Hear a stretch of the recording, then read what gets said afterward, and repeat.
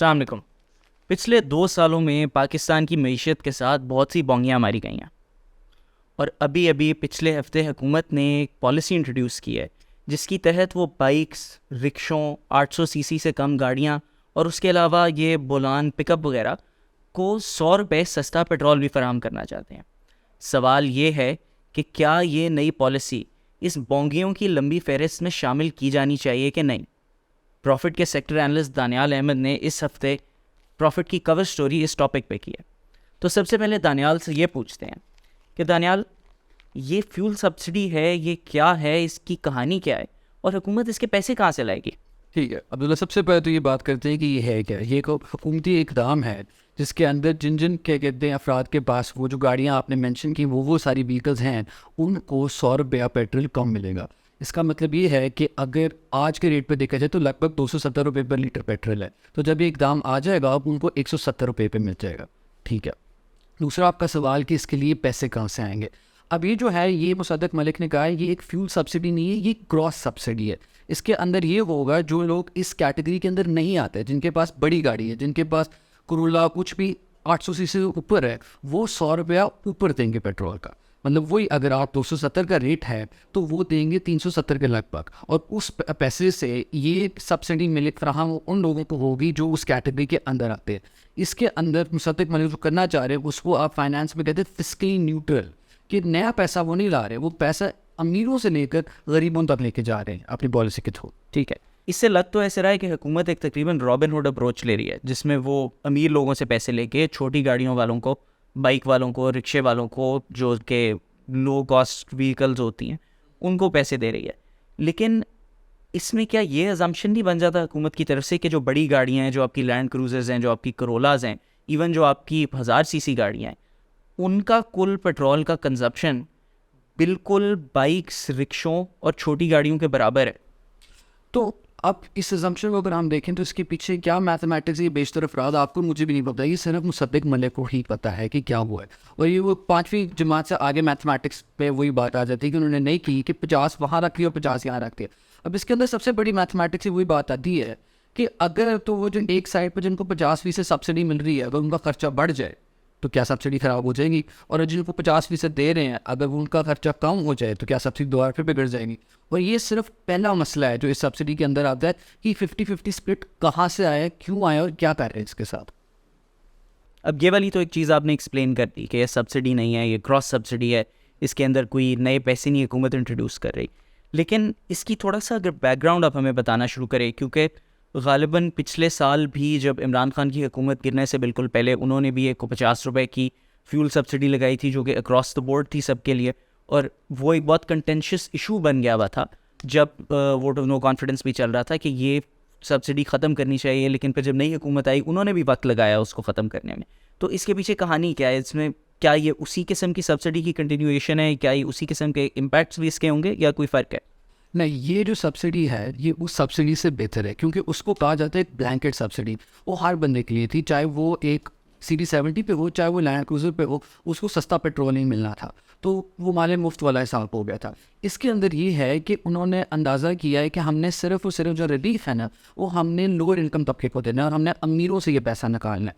तो इसके अंदर और उसके अंदर डिफरेंस ये है कि उसके अंदर जो पैसा था वो सरकार दे रहा है सारा का सारा। इसके अंदर वो ये जो आपने रॉबिन हुड वाली बात की कि अमीर पैसे देंगे गरीबों के लिए, एक वेल्थ रीडिस्ट्रीब्यूशन करना चाह रहे मुसद्दक मलिक अपनी मैथमेटिक्स के थ्रू इसके अंदर। लेकिन अब जो मसाइल हैं वो गालिबन वो एग्जैक्ट मसाइल नहीं है जो तब के थे, लेकिन उससे बहुत बहुत सिमिलर है, और जिस हालात में पाकिस्तान जा रहा है काफ़ी खौफनाक है कि हम उसके करीब करीब भी पहुँच सकते हैं उन मसाइल के। ठीक है दानियाल, आपकी जो स्टोरी है उसकी हेडलाइन आपने दी है द फूल्स फ्यूल प्लान।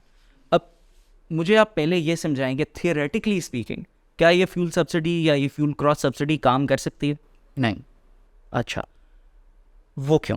सबसे पहले तो ये बात आती है कि जब हम एक पेट्रोल पंप देखते हैं, हम कोई भी पंप देखें, अपनी फेवरेट ब्रांड देखते हैं, हमें लगता है कि वो कंपनी ही ओन करती है। ऐसा हरगिज़ नहीं है। पाकिस्तान में लगभग 10,000 क्या कहते हैं कानूनी तौर पे पेट्रोल पंप है, जिनमें से सिर्फ और सिर्फ 200 पंप्स कंपनियां खुद ओन करती हैं। 9,800 पंप जो हैं उन्होंने निजी अफराद को दिए हुए हैं और वो चला रहे होते हैं। तो अगर तो गवर्नमेंट और ये कंपनीज एक पेज पे आ भी जाएँ और ये डिलीवर करना भी चाहें सब्सिडी, तो मसला आ जाता है ये फॉप डीलर का सब क्या किया जाएगा। और फिर उसके अंदर आपको सोचना पड़ता है कि जैसे पाकिस्तान में हर चीज़ होती है, मुनाफाखोरी होती है, क्या सारे पंप डीलर बुरे हैं, ये सारे पंप डीलर अच्छे हैं?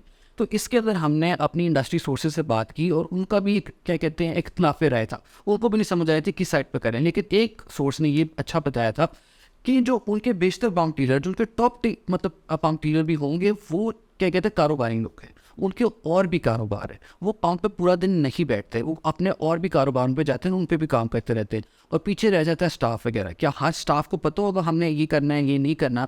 और क्या कहते हैं ऐसा मैकेनिज्म गवर्नमेंट के पास है कि वो इस्लामाबाद के पंप्स को भी डायरेक्टली मॉनिटर कर सके और भावनगर वाली साइड पे भी पंप को मॉनिटर कर सके फॉर एग्जांपल। तो ये एक पूरा मैकेनिज्म आ जाता है जिसके अंदर अगर गवर्नमेंट नहीं मॉनिटर कर सकेगी तो बहुत ज़्यादा चीटिंग आ सकेगी। अब चीटिंग से क्या मुराद आएगा? चीटिंग से यही होएगा कि कोई पंप डीलर ने क्या कहते हैं वो रिश्वत ले ली और उसने एक गाड़ी के अंदर वो पेट्रोल डाल दिया, तो सब्सिडाइज किसी रिक्शे में जाना पड़ेगा। या फॉर एग्जांपल किसी के पास घरेलू मुलाजमीन है, वो अपने मुलाजमीन के साथ जाता है, उसकी अपनी बाइक में वो पेट्रोल डलवा लेता है और वहीं से वो अपनी गाड़ी में ट्रांसफ़र कर देता है। और ये सिर्फ और सिर्फ तब है कि अगर गवर्नमेंट सिर्फ इस मैकेनिज्म को दुरुस्त कर सके तो सिर्फ ये प्रॉब्लम्स आएगा। अगर तो ये 100% भी सही हो तो और भी मसले मसाइल निकल आते हैं यहाँ से। ठीक है, चलें, आपकी बात मान ली, लेकिन हुकूमत ने भी किसी किस्म का एक रफ प्लान, एक ड्राफ्ट तो पेश किया है। मुसद्दिक मलिक साहब बल्कि ये पॉलिसी कोई नई आइडिया नहीं है, बड़ी देर से इसके बारे में बात कर रहे हैं। तो यानी कि लॉजिस्टिकली स्पीकिंग क्या सजेशंस हुकूमत ने दिए कि वो इसको मैनेज कैसे करेंगे? लॉजिस्टिकली तो यही है कि आप जाएंगे, आप बेस्प के साथ रजिस्टर्ड होंगे, आपकी बाइक बेनज़ीर इनकम सपोर्ट के साथ आप रजिस्टर्ड अगर हैं, आपके पास मोटी वो व्हीकल है जो सब्सिडी में फॉल करती है, तो आप एक रजिस्टर्ड पार्टिसिपेंट होंगे। आप जाएंगे पंप पे, आप अपना OTP वेरीफाई करवाएंगे और आपको सस्ता पेट्रोल मिल जाएगा। लेकिन उसके अंदर और भी मसले मसाइल आ जाते हैं, क्योंकि on a good day at a petrol pump एक डीलर के लिए उसको बंदे सर्व करने होते हैं, बंदा आए बंदा जाए, बंदा आए बंदा जाए, उनके पास टाइम नहीं होगा ये OTP चेक करने के लिए। अगर तो खुदा न खास्ता ये OTP में डिले आ जाता है और सर्विस स्टाफ ने पेट्रोल डाल दिया है और ये OTP नहीं आता फिर, तो उसको 370 रुपये देने पड़ेंगे। उस वक्त क्या आएगा? दूसरा फिर ये आता है, ये एक अजम्पशन है कि जो सारे पाकिस्तान में मोटरसाइकिल ओनर है, रिक्शा ओनर है और एक छोटी गाड़ी ओनर है, इनके पास गाड़ी अपने नाम पे ही रजिस्टर्ड है और ये फिर बेस्ट के भी ये कहते हैं मेंबर्स हैं। अगर तो ये नहीं है तो और भी बेशतर मसले मसाइल आ जाएंगे। फॉर एग्जांपल आपके पास मोटरसाइकिल है, वो आपके नाम पे भी नहीं है, और अगर आपके नाम पे तो आप इसमें नहीं है, आप जाएंगे, आपको और लैंड क्रूजर वाले को जब 370 रुपये का पेट्रोल देना पड़ेगा, तो थोड़ा थोड़ा तो इख्तलाफ से राय आ जाएगी, हंगामा राय हो सकती है, क्योंकि वो गरीब तबका दे और फिर उसके दोस्त को 170 रुपये पेट्रोल मिल रहा है और वो 370 रुपये दे रहे हैं। उसके अलावा फिर एक और भी मसला आ जाता है कि POS टर्मिनल बहुत ज़्यादा यूज़ होते हैं प्रोसेसिंग के अंदर। जो हमने इंडस्ट्री सोर्सेज से वेरीफाई करवाया वो ये जो पॉइंट ऑफ सेल कार्ड वाली मशीन होती है उसकी बात कर रहे हैं आप? और वो भी ये कहते हैं जो कैशियर मशीन वगैरह होती है उसको साथ। ठीक है। तो उसके अंदर एक ये भी मसला आ जाता है कि पाकिस्तान के 10,000 पंपों में से सिर्फ और सिर्फ 2,500 से 3,000 के दरमियान पंपों के पास ही है, और ये सारे जो पंप हैं ये कराची, इस्लामाबाद, लाहौर और मेन मोटरवे के ऊपर हम जाते हैं। तो अगर तो हाइपोथेटिकली गवर्नमेंट हर चीज़ सही कर ले तो गवर्नमेंट बड़े शहरों में तो ये सब्सिडी प्रोवाइड कर सकेगी। लेकिन वही बात आती है, अगर आप छोटे शहरों में जाएंगे और आप रोड और इजला वगैरह में जाएँ जहाँ ये नहीं टेक्नोलॉजी उस रेट पे आई, तो वहाँ में मसले मसाइल आ जाएंगे। और वही फिर बाकी OTP की बात में वापस अगर हम जाएँ, अजूमिंग कि सारा कुछ सही आपका वहाँ आ जाए, आप एक छोटे इजला के अंदर, एक पंप के अंदर, तो वहाँ आपका इंटरनेट कनेक्शन आपका आ जाएगा। क्या ये करेक्ट होगा कि पूरे पाकिस्तान के अंदर, लाहौर के DHA के अंदर और क्वेटा के दूर दराज के कहते हैं सबर्ब्स के अंदर एक ही आपको इंटरनेट क्वालिटी मिल रही है जिसके अंदर ये सारा कुछ हो सकेगा? मुझे एक चीज़ इस सारे में समझ नहीं आ रही। आपने भी मेंशन किया कि हुकूमत ने सजेस्ट किया है कि अगर अफराद बेनज़ीर इनकम सपोर्ट प्रोग्राम के साथ रजिस्टर्ड होंगे और वो एक ऐसी गाड़ी ओन करते होंगे जो कि इस फ्यूल क्रॉस सब्सिडी की कैटेगरी में फ़िट आती हो, तो वो इसको अवेल कर सकेंगे। आप अगर छोड़ भी दें सारे OTP वाले मसले, पॉइंट ऑफ सेल मशीन वाले मसाइल, अगर हुकूमत ने लोअर इनकम हाउस होल्ड्स को फ़ायदा ही पहुंचाना था, तो why not just transfer money directly into the Benazir income support accounts instead of saying कि नहीं, हम स्पेसिफिकली पेट्रोल पंप पर ही एक लॉजिस्टिकल नाइटमेयर खड़ा करेंगे और वहीं पे लोग इसका फ़ायदा उठाएं। ये फिर इस पॉलिसी की और पाकिस्तान की एक सैड रियलिटी पे बात आती है कि जो हमारे दिमाग में आता है ना कि वो तबका जो क्या कहते हैं इन्फ्लेशन और महंगाई से दब गया, वो आमतौर पर वही आता है जो मोटरसाइकिल वगैरह होते हैं, वो हमें जो नज़र आते हैं। मसला ये आता है कि अगर आप पाकिस्तान ब्यूरो स्टेटिस्टिक्स की डेटा देखें, 50% ऐसे पाकिस्तान में घराने जिनके पास कोई व्हीकल नहीं है, कोई गाड़ी नहीं है, कोई मोटरसाइकिल नहीं है, तो अगर विस्प के थ्रू करना चाहे गवर्नमेंट तो उनको तो मिल सकता है। लेकिन वही बात है, हम एक इलेक्शन साइकिल में आ रहे हैं, मोटरसाइकिल वाले आपको रोड पे नज़र आते, छोटी गाड़ी वाले आपको रोड पे नज़र आते, तो अगर आप इनको सब्सिडी प्रोवाइड कर दे तो इलेक्शन ऑप्टिक्स तो बेहतर हो जाएगा। लेकिन वही बात आती है कि अगर आपने रिलीफ प्रोवाइड करी थी गरीबों को इस मुश्किल दौर के, मुश्किल वक्त के अंदर, तो आपने उनको लावारिस छोड़ दिया, क्योंकि उनके पास तो गाड़ी नहीं है, वो तो जाके नहीं पंप डलवा पे कुछ भी डलवा सकेंगे। ठीक है दानियाल, स्टोरी के दौरान आपकी मेरे ख्याल से मुख्तलिफ लोगों से, आपकी PTI के लोगों से तैमूर झगड़ा से गालिबन आपकी बात हुई है, आपकी खुर्रम हुसैन साहब से बात हुई थी, आपकी जो ऑयल मार्केटिंग कंपनीज़ हैं उनके ऑफिशियल से बातें हुई थी, तो उनके अंदर क्या सेंटिमेंट था इसके बारे में कि क्या ये इलेक्शनियरिंग है, क्या ये बस एक स्टूपिड पॉलिसी है, इसके पीछे लॉजिक उन्होंने कुछ समझाने की कोशिश की थी आपको? इन लोगों के अलावा हमने PMLN के लोगों और PDM के लोगों को भी रीच आउट किया था। हमने जान कमाल को रीच आउट किया, हमने शायद खाकान अब्बासी, डॉक्टर मिफ्ता इस्माइल और डॉक्टर मुसद्दिक मलिक को भी किया था, मगर none of them choose to respond to our queries. तो इसके अंदर एक वही इख्तलाफ राय है। जो PTI वाले जो अपोजिशन में, तो ऑब्वियसली ये कहेंगे कि ये इलेक्शनियरिंग है, और वही है कि महीने के अंदर अंदर वो पंजाब और KP का वसत इलेक्शन हो जाए और चंद महीने बाद वो वफाकी इलेक्शन है।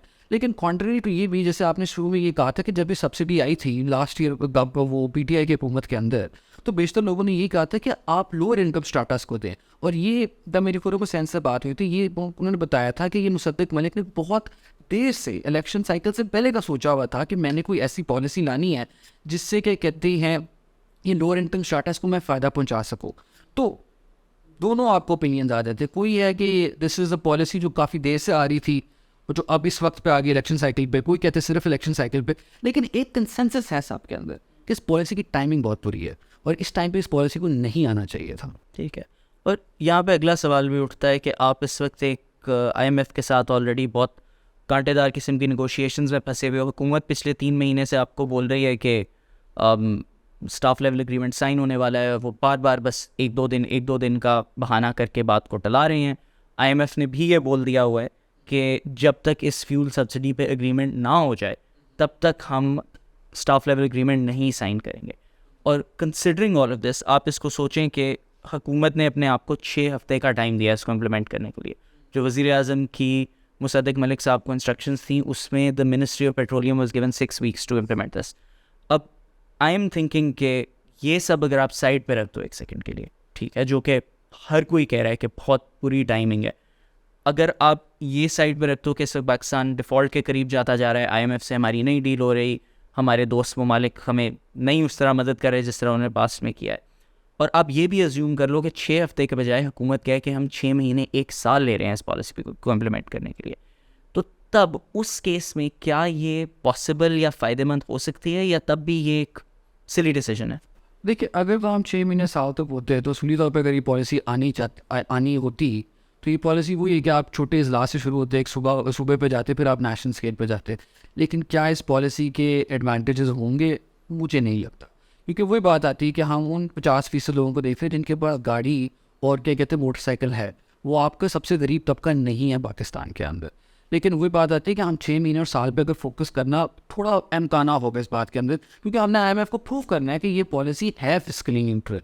हमने मीडिया को तो कन्विंस कर लिया, अपने लोकल को, कि हम ये फिस्कली न्यूट्रल होगा, लेकिन IMF को करते करते चाहे वो कन्विंस भी हो जाए, 1 2 3 दिन जितने भी दिन लगे, Pakistan does not have that time any more. नाज़रीन, जैसे कि आप देख सकते हैं, साल बदल गया, हुकूमत बदल गई, लेकिन बेवकूफ़ी वाली फ्यूल पॉलिसीज़ कहीं नहीं गई। दानियाल, बहुत शुक्रिया पॉडकास्ट पे आने के लिए। Thank you.